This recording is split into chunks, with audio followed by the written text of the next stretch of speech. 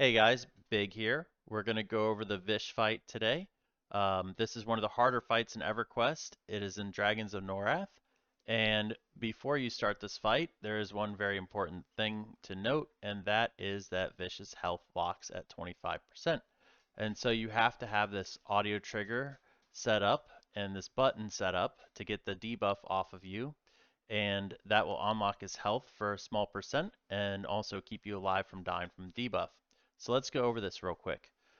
Basically, you want to go to your EQ button, go to Actions, and then Audio Triggers, like the fourth one down. And then you want to make this button right here. You sense your doom approaching. That will give you an alert for when this debuff lands on you. And then, once the debuff lands on you, you will need to find a mournful spirit roaming around the room. They just roam in a circle around the room. And you will need to have this key made in your social keys, and this key just simply says shoulder my burden, and this will get the debuff off of you. Without these two things done, your raid is pretty much going to fail before it even starts. So every player needs to do these two things, and then that'll help you succeed. So first step, get these made, and then test them, make sure everybody's key works.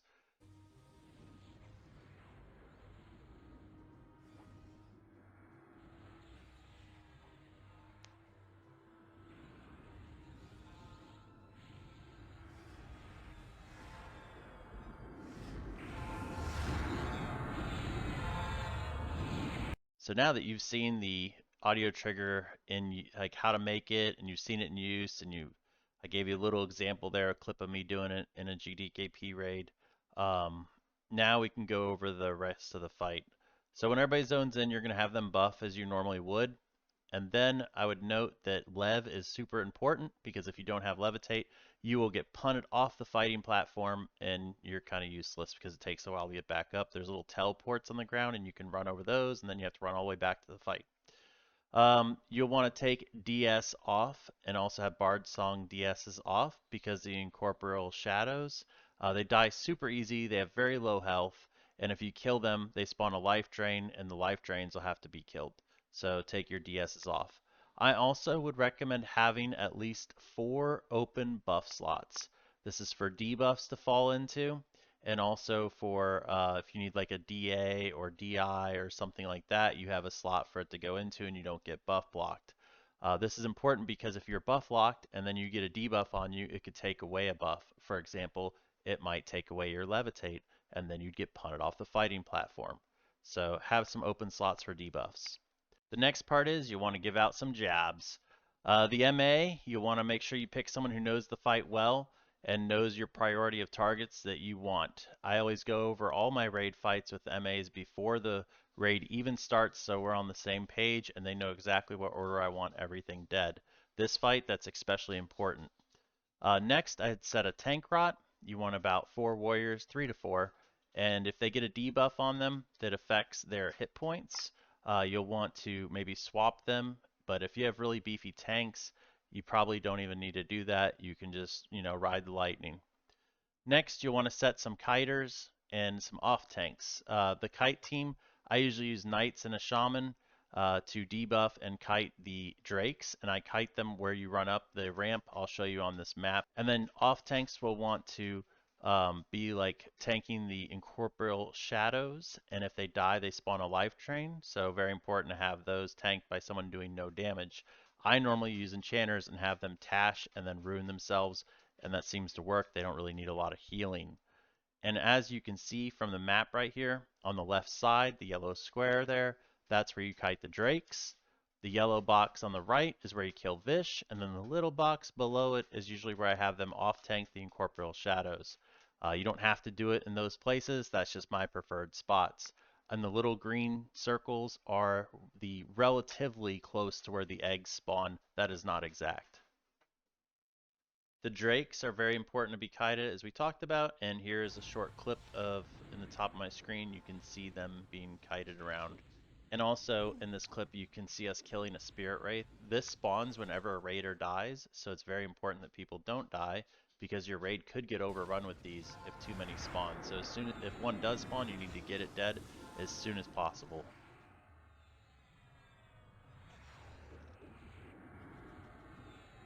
When Vish reaches 50%, eggs start to spawn in the 3 locations noted before, and you need to get there and kill these as quick as possible. Blunt weapons are really good to use on these because it does more damage.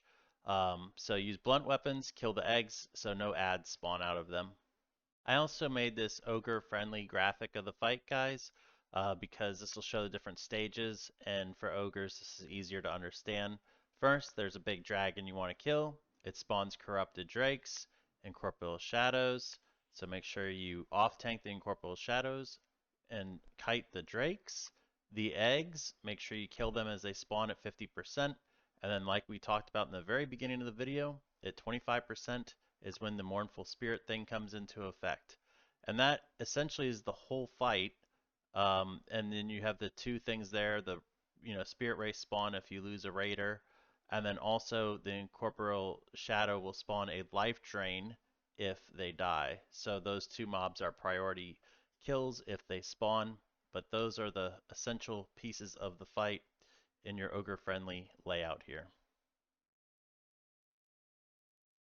So as you guys can see, we're prepping here at the ramp, getting ready to go in. We have a ranger pick it up with weapon shield, build some threat, and then we move it up into the wall into position. And you'll also notice where it says like stage completed. I think at that point is when the DZ locks and no new players can like come into the zone while you're fighting. If you know anything more about that, you can put it in the comments below, but I believe that's why DON works, and that's why I always have my raids stay at the zone in when we get in there, and then we move up once we're actually ready to engage and we have everybody in the zone. At the end of this video, I'm going to do some sweaty tips and tricks for those of you who want some more advanced tricks for Vish. I'll have it time stamped in the description so you skip right to it. If you'd like to watch the whole fight of Vish, go ahead and just watch this long video here. And yeah, guys, good luck with Vish. If you have any questions, comments, want to see any other videos, just post in the comments. You just have to stay at it, tank, let us push it. You can get it all the way up against the wall.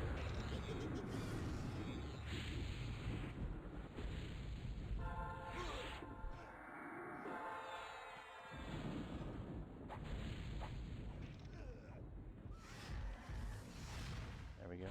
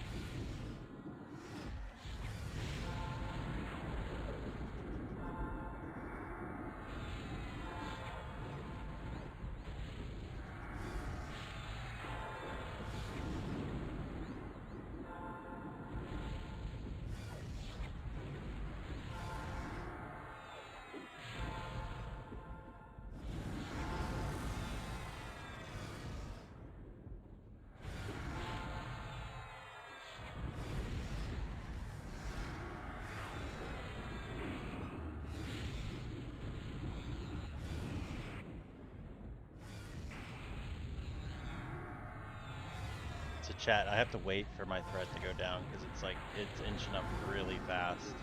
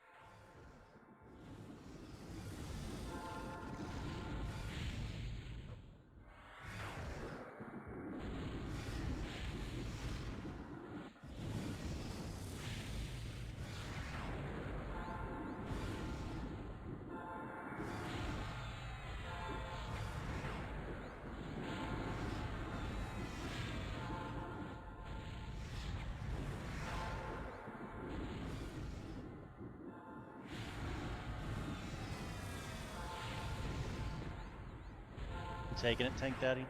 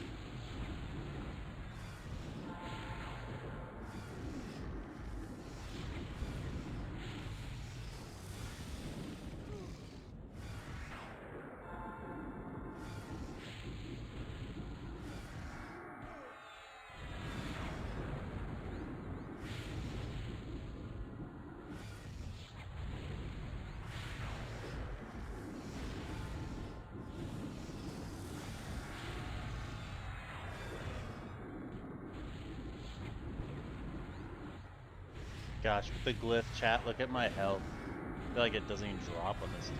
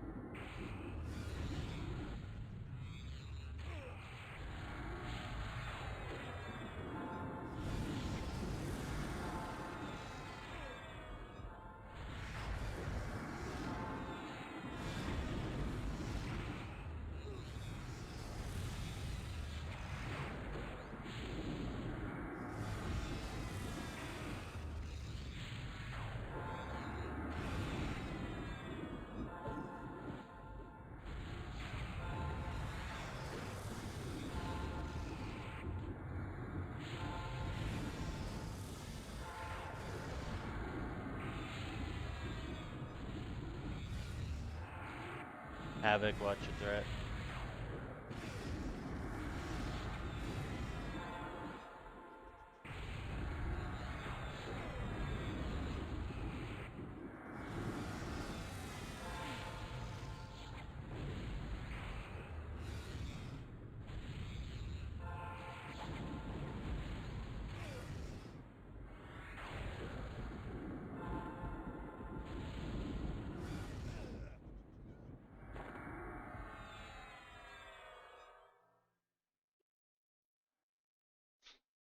Alright, so if you stayed this long, you're interested. Or you just skip to the timestamp, which is cool too. So sweaty tips and tricks for Vish. One, if you're the guy who's engaging Vish initially, Vish does not see invis, so you can invis to the spot where you want to pull him. So if you're a ranger, you can invis over to that wall where you want to bring him, and then you could pop your weapon shield and start flame licking him and stuff and pull him to the spot where you want him first, and then have the raid rush in and start fighting him. So that's tip number one.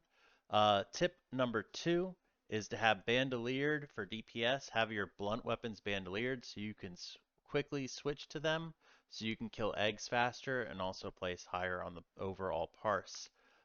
Tip number three, have a shiny brass idol.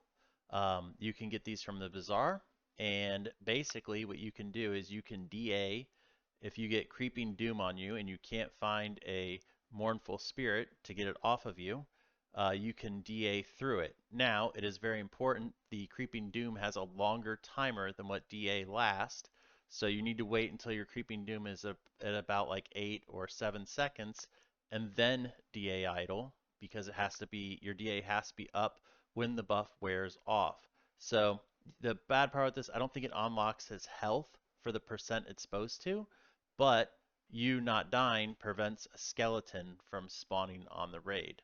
So it's better to DA through it than to die if that's your choice. So if you have a really good raid team, I'd recommend everybody that can get a DA idol that knows how to use it. We know that some players won't be capable of doing that. Also, if you're a cleric, you can also DA through it, but again, I've seen a lot of people DA and they're like, I had DA up, why didn't it work? Well, it's because they DA'd as soon as they got the debuff on them, and the debuff timer is longer, so DA wore off, and then the buff still had like 15 seconds, and then it killed them. So you gotta time it properly. But DA is huge, and shiny brass idols will also help you. Those are my main tips and tricks for sweaty Vish fight stuff. If you have any more you'd like to add, put them in the comments below. Thanks for watching, guys. Appreciate you being here.